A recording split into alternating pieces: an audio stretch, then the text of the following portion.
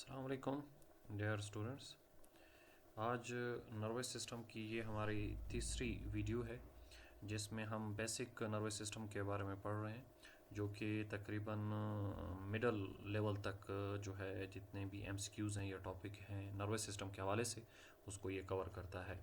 तो जो कि ये वीडियोस या इससे पहले वाली जो दो वीडियोस हैं तो वो आपको हेल्प करेंगी। आप किसी एप्टीट्यूड टेस्ट दे रहे हैं, फॉर एग्ज़ाम्पल जेवीटी के लिए दे रहे हैं या ईएसटी के लिए दे रहे हैं, तो इस तरह के जो एजुकेशन से रिलेटेड जो वैकेंसीज़ आती हैं तो उसमें जनरल साइंस के हवाले से जो एमसीक्यूज़ पूछे जाते हैं तो वो तकरीबन आपके इन वीडियो से कवर हो जाएंगे। तो आज की वीडियो में हमारे पास जो टॉपिक है वो है मिड एंड हाइंड ब्रेन। तो उसका पहला एमसीक्यूज़ है, the part of the brain which connect the fore brain and hind brain is called. तो ऑप्शन में है स्पाइनल कॉर्ड है, मिड ब्रेन है, हाइंड ब्रेन है और नन हमारे पास मौजूद है। तो इनमें से कौन सा ऑप्शन है जो हमारे पास ठीक होगा?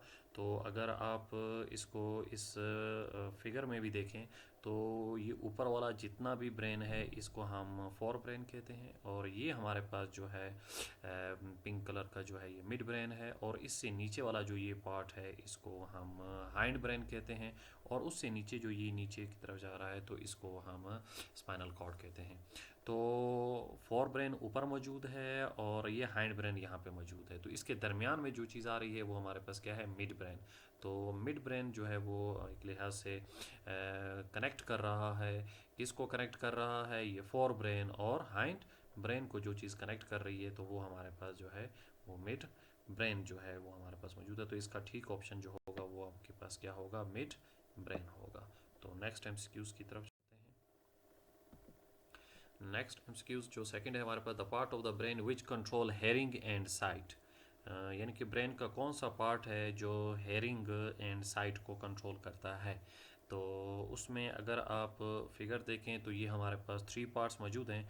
एक आपके पास है फोर ब्रेन, एक आपके पास है मिड ब्रेन और एक आपके पास हाइंड ब्रेन। मतलब इनमें से कौन सा पार्ट है जो हेयरिंग को, सुनने को और देखने को कंट्रोल करता है, जो आप विजुलाइज करते हो? तो हेयरिंग और साइट का ताल्लुक जो है वो फोर ब्रेन के सेरिबेरम के साथ है। सेरिबेरम्स के लूप्स होते हैं, फ्रंटल लूप्स होता है और टेम्पोरल लूप्स होता है, पेरिटल लूप्स होता है, ऑसिपिटल लूप्स होता है। जो बैक साइड पे लूप्स होता है उसको हम ऑसिपिटल कहते हैं, जो तकरीबन विजन से, साइड से ताल्लुक़ रखता है। तो इस लिहाज से हम ये कह सकते हैं कि यहाँ पर जो हमारे पास ऑप्शन जो है इस एमसीक्यूज़ में जो ठीक ऑप्शन हमारे पास है वो हमारे पास फोर ब्रेन है। यानी कि फोर ब्रेन जो है वो एक लिहाज से आप ये कह सकते हैं कि वो हेयरिंग को और साइट को कंट्रोल करता है।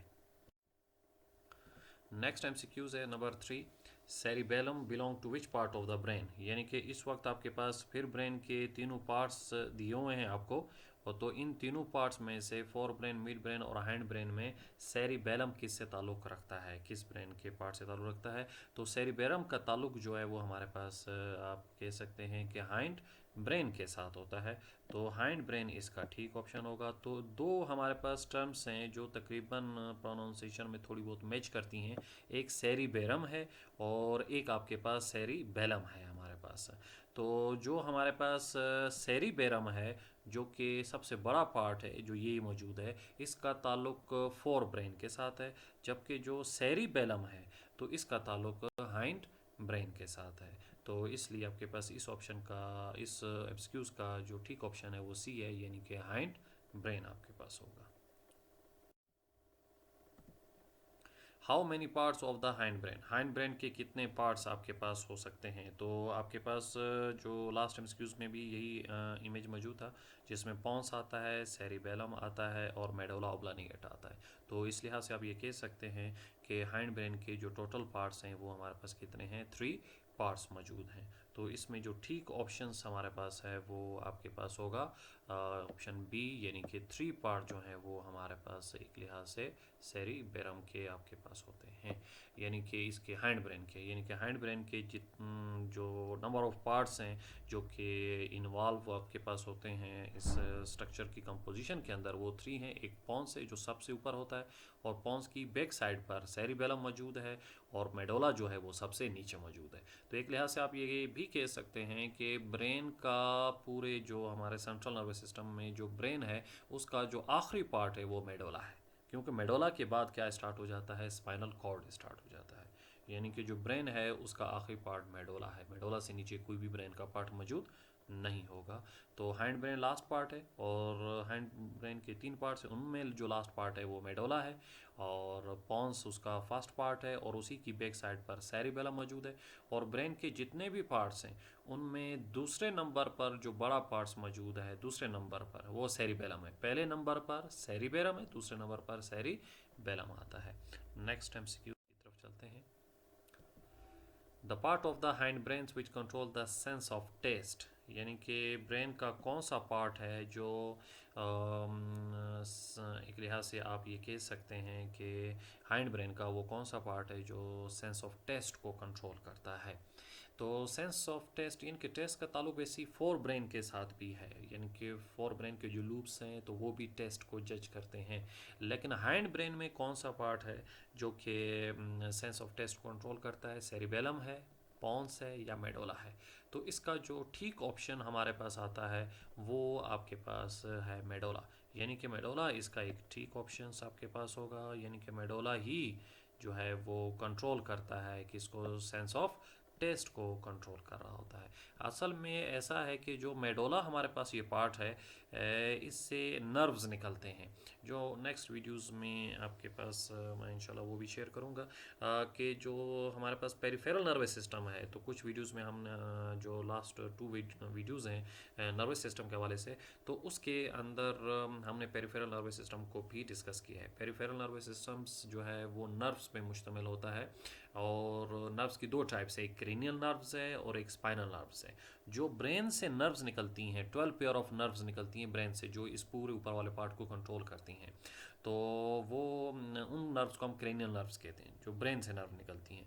तो इसी तरह मेडोला से भी 4 जो हैं वो नर्व्स निकलती हैं। उनमें से एक जो नर्व्स का नाम है वो है आपके पास ग्लोसोफ्रेंजियल नर्व्स, यानी कि ग्लोसोफ्रेंजियल नर्व्स जो है ये मेडोला से निकलती है। और ये जब मेडोला से ये वाली नर्व्स निकलती है तो ये असल में जाती है टेस्ट की तरफ, यानी कि टंग की तरफ ये नर्व जाती है। तो वहाँ से टेस्ट को, जो भी टेस्ट आप लेते हो या जो भी फूड आप लेते हो तो उसका जो भी टेस्ट होता है तो वो टेस्ट जो है वो उसको जो नर्व्स कैरी करके लाता है उसको हम कहते हैं ग्लोसोफ्रेंजियल नर्व्स, और वो किसकी तरफ आता है, मेडोला की तरफ आता है।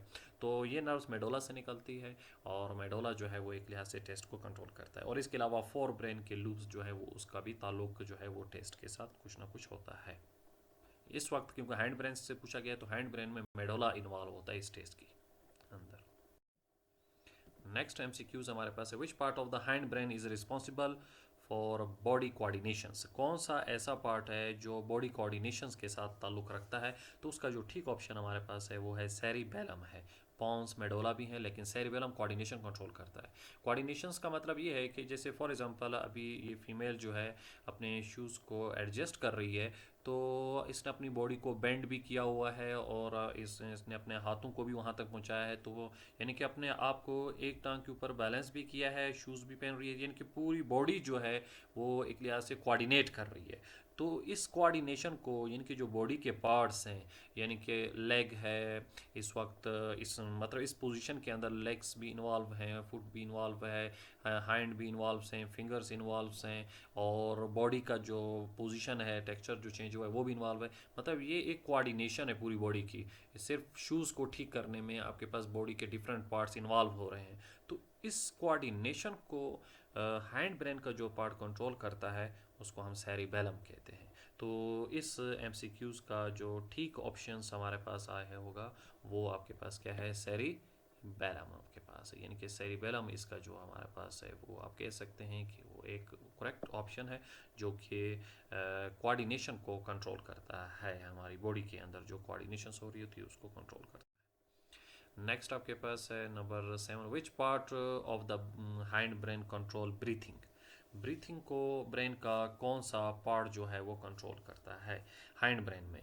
तो हाइंड ब्रेन के जो पार्ट्स हैं वो सेरिबेलम है, वो पॉन्स है और मेडोला है।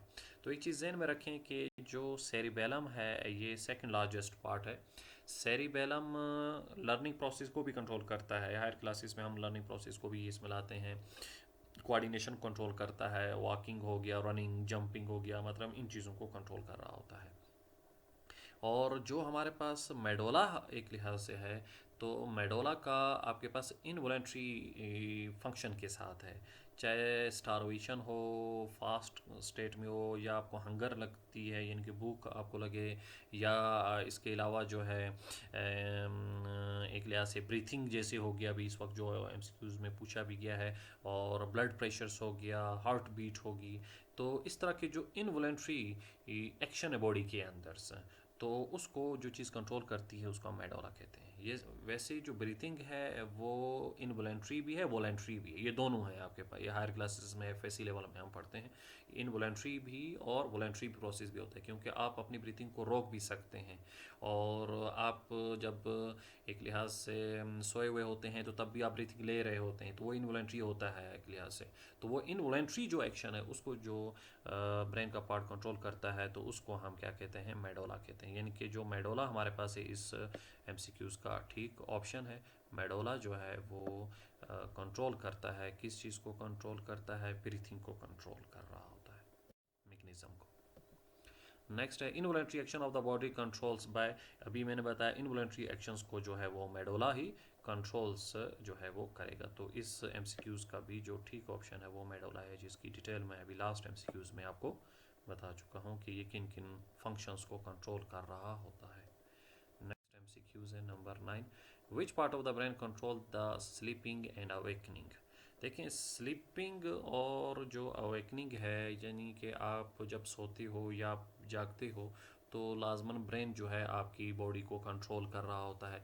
यानी कि एक लिहाज से आप अपने आप को बैलेंस करते हो, आपकी बॉडी के अंदर जो बैलेंसिंग फैक्टर है तो उसका ताल्लुक स्लीपिंग और अवेकनिंग के साथ है। तो इस लिहाज से हम ये कह सकते हैं कि जो हमारे पास बॉडी के डिफरेंट्स जो एक लिहाज से पार्ट्स हैं, उनमें आपके पास जो इस ब्रेन के जो डिफरेंट पार्ट्स हैं उनमें जो स्लीपिंग और अवेकनिंग को कंट्रोल करता है उसको हम हाइपोथैलेमस कहते हैं। यानी कि इसका ऑप्शन जो ठीक होगा वो हमारे पास क्या है, हाइपोथैलेमस। क्योंकि हाइपोथैलेमस के हवाले से लास्ट जो वीडियो थी उसमें मैं काफ़ी डिटेल बता चुका हूँ, वहाँ पर आप इसको देख भी सकते हैं। तो हाइपोथैलेमस जो है वो स्लीपिंग और अवेकनिंग को कंट्रोल करता है। तो नर्वस सिस्टम के हवाले से और फोर ब्रेन के हवाले से या ब्रेन के हवाले से वीडियोस मैंने अपलोड की हुई हैं, तो वहाँ पर इसकी डिटेल मौजूद है कि हाइपोथैलेमस होमियोस्टेसिस किसको कहते हैं और वो कैसे इसको कंट्रोल कर रहा होता है। तो इसका ठीक ऑप्शन हाइपोथैलेमस है, यानी कि स्लीपिंग और अवेकनिंग को कंट्रोल करता है। तो लास्ट एमसीक्यूज़ हमारे पास है, और लास्ट एमसीक्यूज़ भी इजी एमसीक्यूज़ है, क्योंकि ये एमसीक्यूज़ के बारे में भी शुरू में ही मैं बता चुका हूँ कि which part of the brain after extension change into the spinal cord. यानी कि ब्रेन का कौन सा पार्ट है जो स्पाइनल कॉर्ड में चेंज होता है।